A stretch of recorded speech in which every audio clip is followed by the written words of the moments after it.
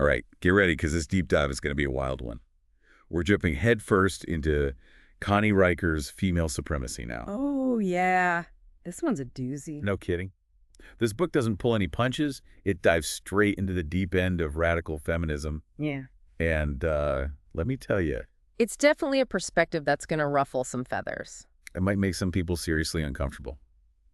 Riker isn't holding back. No, she's not. She's not interested in equality, not even a little bit. She's not mincing words at all. Her book is a full-blown manifesto for female supremacy. Trace up. She lays it out point by point, no apologies. And her starting point, women are inherently superior. They're destined to rule the whole 9 yards. Yep. And she goes on to argue that society, as we know it, needs a complete power shift, like a total 180. Whoa. Okay, so to really wrap our heads around this, I guess we got to start with how she dismantles what she calls the myth of male superiority. Right. That's really the foundation of her argument. So she's saying all that stuff we've been taught about men being stronger, smarter, more capable, it's all just a bunch of baloney. A carefully constructed lie, she says, designed to keep women down, to keep them from realizing their true potential. Wow. So like everything we think we know about gender roles, it's all just part of this big patriarchal conspiracy. That's exactly what she's arguing, and she doesn't stop there. She says this lie has seeped into every aspect of our culture. Like, give me an example. Religion, history, social structures, you name it.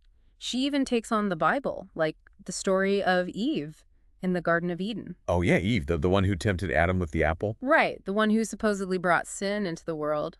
Well, Riker flips that whole narrative on its head. Really? How so? She argues that Eve's decision to eat the forbidden fruit was actually a courageous act of rebellion, a rejection of a controlling patriarchal God.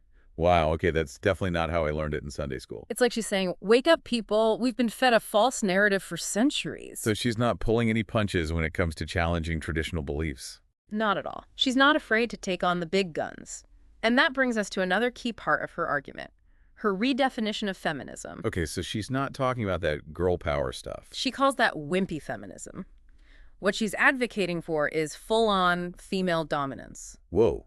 So not just equality, but women taking charge, like running the whole show. Exactly.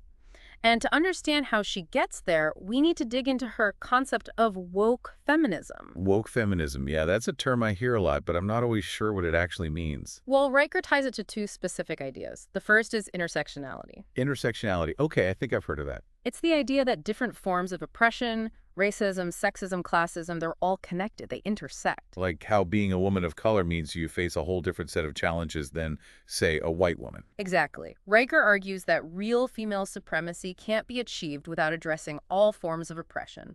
It's about solidarity, recognizing that everyone who's been marginalized by the patriarchy needs to band together. Okay, that makes sense.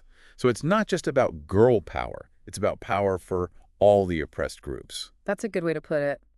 Now, the second idea she connects to woke feminism is a bit more controversial. She calls it cultural Marxism. Cultural Marxism. I'm not sure I've heard that one before. And she uses it in a very specific way. She claims that the patriarchy has actually co-opted this theory, a theory that was initially about economic disparities, and they're using it to maintain their control. Whoa, wait a minute. So she's saying the patriarchy is using a theory that was meant to challenge inequality to actually prop itself up. That's exactly what she's arguing. It's definitely a bold claim, and it sparked a lot of debate. Yeah, no kidding. Uh-huh. But, I mean, I guess it kind of makes sense in a twisted way. The point is, Riker sees woke feminism as the key to dismantling the system. It's the weapon to take down the patriarchy. So intersectionality plus cultural Marxism equals female supremacy. That's the equation, according to Connie Riker. Okay, that's pretty intense. But I got to admit, it's also kind of exciting. Yeah. It's like she's issuing a call to action. And that's exactly how she wants her readers to feel: empowered, ready to fight for their rightful place at the top. All right, I'm starting to get fired up here. But before we get too carried away, let's talk about something that always gets people riled up: the wage gap. This is where Riker really throws down the gauntlet. Yeah, this is where she really challenges what she calls victim feminism. Victim feminism, what's that all about? It's the idea that women are victims of systemic discrimination, that the patriarchy is holding them back. Okay, so what's her issue with that? She flat out denies the existence of a gender wage gap, calls it a myth designed to keep women feeling powerless. Hold on, so she's saying that women actually earn the same as men for doing the same work. That's exactly what she's saying. She argues that any differences in pay are due to women's choices, not discrimination. Whoa, okay, that's definitely a controversial To stance. say the least. And we need to acknowledge that this is a very sensitive topic. We're not endorsing Riker's view here, but it's important to understand how this denial of the wage gap fits into her overall argument. So how does it fit in? What's the connection? She's basically saying that if women aren't victims of some big bad system, then any differences in outcome are just further proof of their superior choices and abilities. This is like she's flipping the script on the whole wage gap debate. Interesting. So she's using it as evidence to support her claim of female superiority. Exactly. It's a bold move, that's for sure. It definitely challenges a lot of deeply held beliefs about gender inequality. Oh, yeah. It's like she's saying, wake up and smell the roses, people. Women aren't victims. They're actually making smarter choices than men. And the so-called wage gap is just another example of that. Wow. All right, that's definitely a new perspective on things. But I got to say, I'm intrigued. What else does she have up her sleeve? Well, buckle up because she tackles another hot-button issue. Religion. You'd think that religion, with all its patriarchal baggage, would be the last place to find support for female supremacy. Yeah, no kidding. Most religions seem pretty male-dominated. Right, but Riker dives right in, claiming that many religious texts actually do support female superiority. Wait, what? How is that even possible? Well, there's a catch. She says you have to interpret them correctly. Oh, so she's like reading between the lines, looking for hidden meanings. Exactly. She points to figures like Deborah in the Bible, a prophetess and judge who led the Israelites to victory. And she highlights the importance of goddesses in ancient mythologies. Goddesses, huh? I never thought of it that way. She argues that these goddesses represent a time when female power was revered, not suppressed. It's like she's digging into the past to unearth a hidden history of female dominance. That's fascinating. So she's not just reinterpreting these figures, she's using them to build a whole new narrative about gender and power. Precisely. And it's not just about religion either. She goes on to argue that women aren't just superior spiritually or culturally, but biologically and socially as well. Okay, now we're getting into some really interesting territory. I'm all ears. Tell me more about that. Yeah. Well, she talks about things like female longevity, the fact that women tend to live longer than men, and she points to women's multitasking abilities, their emotional intelligence. She even claims that women's intuition is a superpower that's rooted in their brain structure. Whoa, so she's like blending science and social observations to create this picture of female superiority. Exactly. It's like she's saying, look around you. The evidence is everywhere. I gotta say, this is one of the most mind-blowing deep dives we've ever done. Riker's book is like a lightning bolt, shaking up everything we thought we knew about gender and power. It's a really comprehensive and, at times, pretty radical approach. Yeah. But even if you don't buy into all of her conclusions, she definitely forces you to think critically about the world around you. Absolutely. And speaking of challenging conventional thinking, let's dive into one of the most intriguing and controversial aspects of Riker's argument, the concept of the female gaze. Ooh, yes. The Right. female gaze. This is where she really starts to explore the psychological and cultural implications of her theory. Okay, so what exactly is the female gaze? And how does it differ from the male gaze, which I guess we're all pretty familiar with? Well, think about how women are often portrayed in movies, art, advertising. It's usually through the lens of the male gaze, which objectifies women and reduces them to their physical attributes. Yeah, it's all about men controlling the narrative and dictating how women are perceived. Right. But the female gaze is about reclaiming that narrative, about demanding to be seen and understood on women's own terms. So it's about women taking control of their own representation. Exactly. And Riker goes even further, arguing that the female gaze isn't just about how women are seen, but about how they see the world. She says that women have a unique perspective shaped by their experiences, their biology, and their social conditioning. So like their intuition and emotional intelligence. Exactly. She sees these qualities as strengths, as advantages that give women a deeper understanding of human nature and a more nuanced ability to navigate complex social situations. It's like she's saying women have a kind of sixth sense that men just don't have. That's one way to put it. And Riker believes that this sixth sense, this female gaze, isn't just a personal advantage, it's a societal one. Interesting. So she's saying that if we embrace the female gaze, if we let women's perspectives shape our world, we'd actually be better off. That's exactly what she's arguing. She believes it would lead to a more just, compassionate, and ultimately more successful society. Wow. Okay, so this female gaze, It's not just some abstract theory. It's a tool for social change. That's exactly how Riker sees it. This is pretty mind-blowing stuff. It's like she's laying the groundwork for a complete societal transformation, all driven by the power of the female gaze. And she wants her readers to be a part of that transformation. She's definitely given us a lot to think about. Yeah. And that's a great place to pause for part 1 of our deep dive into female supremacy now. We've only scratched the surface, but we've already uncovered some pretty radical ideas. We'll be back soon for part 2, where we'll delve even deeper into Riker's vision for a female-led world. We'll explore her controversial ideas about the wage gap, her reinterpretation of religion, and her argument for the biological and social superiority of women. It's going to be a wild ride, so stay tuned. Welcome back to our deep dive into Connie Riker's Female Supremacy Now. Last time, we explored Riker's argument that female supremacy is not only a good idea, it's like destined to happen. Yeah, we dove into her redefinition of feminism and that whole female gaze concept. Right, a lot to unpack there. But one question that keeps coming up for me is, like, if women are so naturally superior, how did we end up in this mess in the first place? Right, like what happened? How did men end up running the show? Riker tackles that head on. She says it's all about the patriarchy, this system that's been, like, working overtime to keep women down for centuries. So it's not that men are actually superior, it's more like they rigged the game. That's her argument. She says they've used everything from religion to violence to, maintain control. Whoa, that's heavy. Yeah. So she's saying male dominance isn't some natural order of things. It's been, like, artificially imposed. Yeah. Exactly. And she's got a ton of historical evidence to back it up. She points to the fact that lots of ancient cultures were matriarchal. Matriarchal, meaning, like, women were in charge. You got it. Women held positions of power. They made the decisions, sometimes even led armies into battle. No way. So, like, female supremacy isn't just some crazy idea. It's actually been a reality in some cultures. Precisely. And she argues that these matriarchal societies were often more peaceful, more cooperative. They were, like, better for everyone. Huh. That's interesting. Makes you wonder what the world would be like if those societies had, survived and thrived. It's a tantalizing thought, right? But Riker says patriarchal forces, they felt threatened by women's power, so they systematically dismantled these matriarchies. Wow. So she sees this as a pattern throughout history.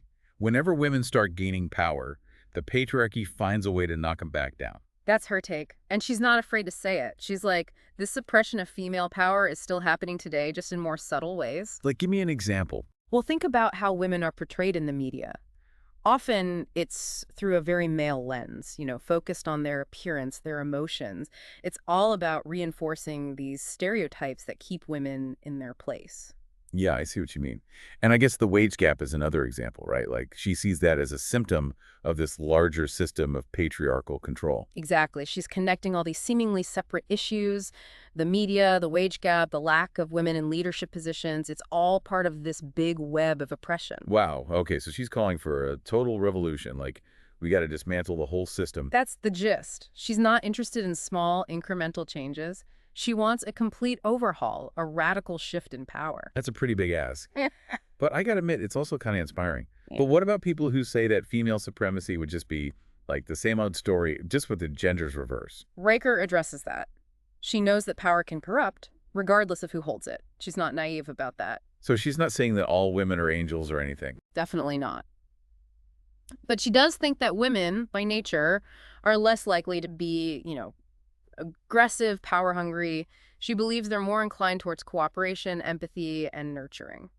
So she's saying a world run by women would be like a kinder, gentler place. Yeah, that's the idea. She thinks those qualities would lead to a more just and harmonious society. It's a nice thought, but is it realistic? I mean, can we really change human nature? Well, that's a big question. But Riker does offer a roadmap, a set of strategies for achieving this vision.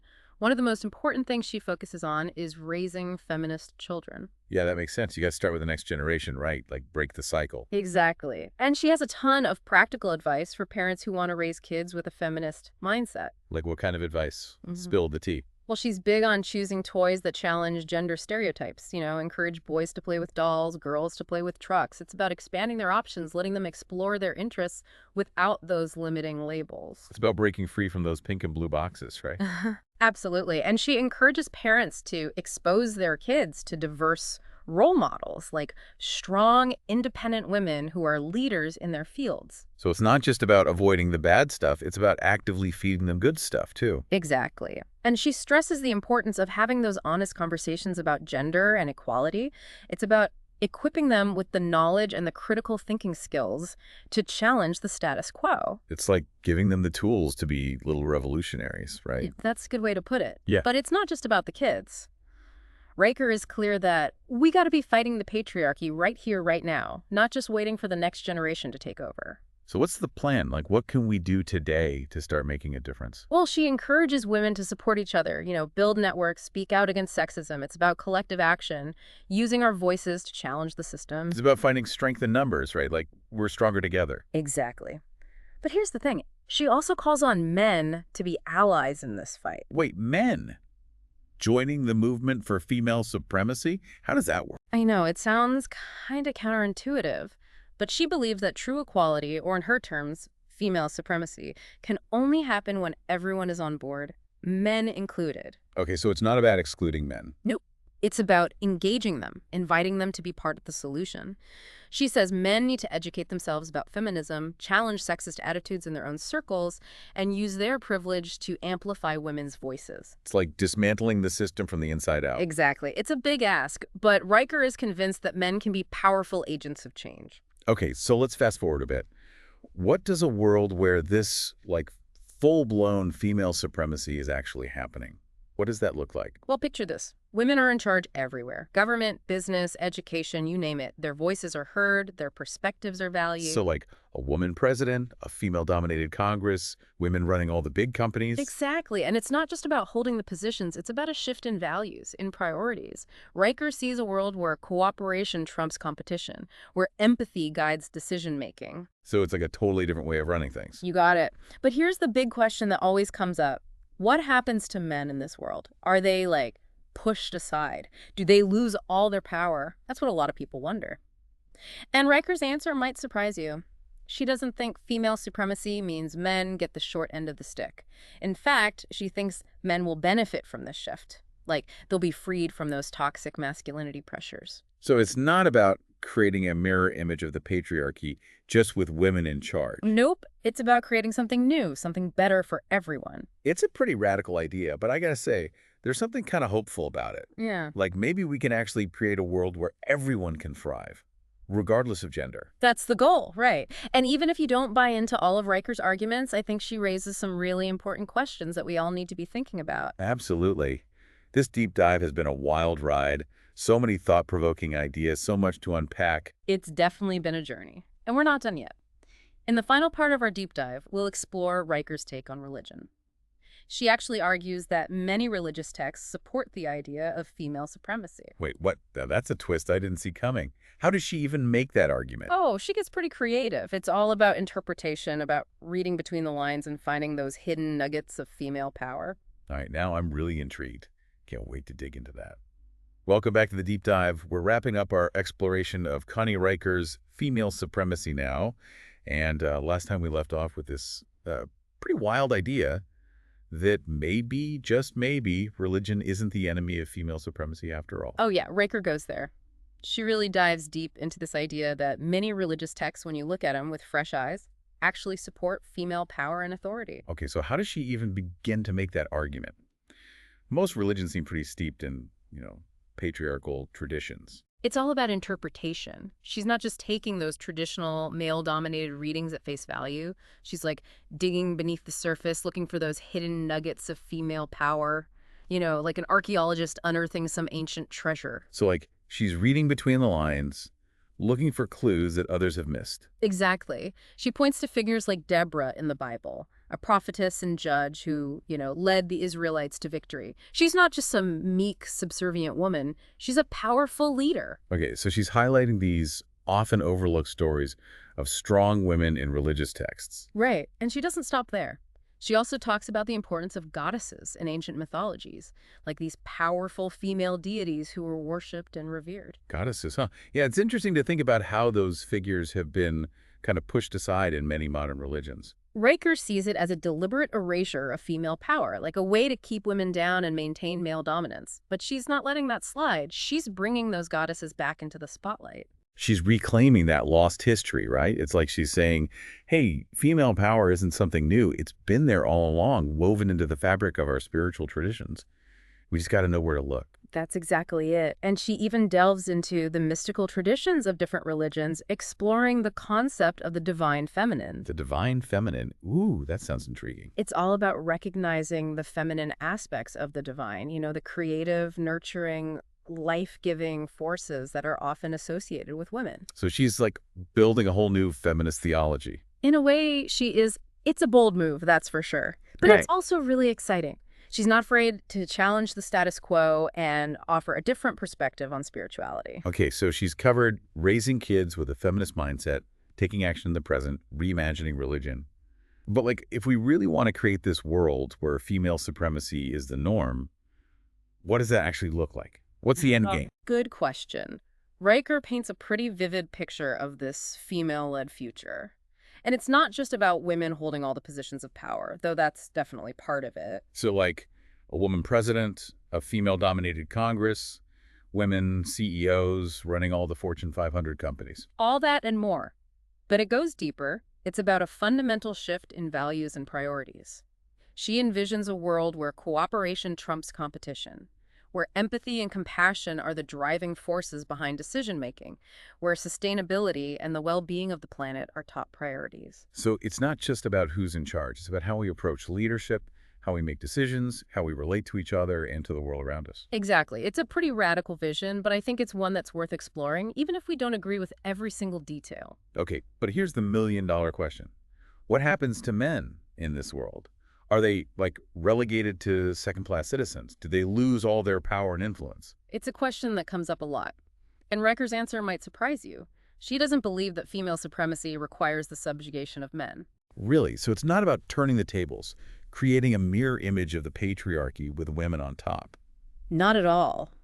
She actually believes that men would benefit from this shift in power. They'd be freed from those toxic masculinity pressures that, let's face it, hurt everyone.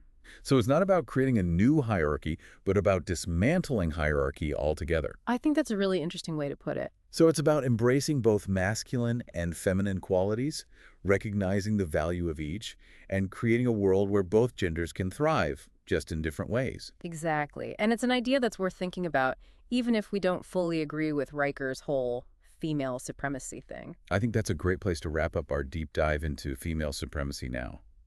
This book has thrown down the gauntlet, challenged our assumptions, and made us think deeply about the future we want to create. It's definitely sparked some intense conversations. And that's what we're all about here at The Deep Dive, exploring big ideas, challenging the status quo, and encouraging you to think critically about the world around you. Thanks for joining us on this wild ride. Until next time, keep those brains buzzing and keep diving deep.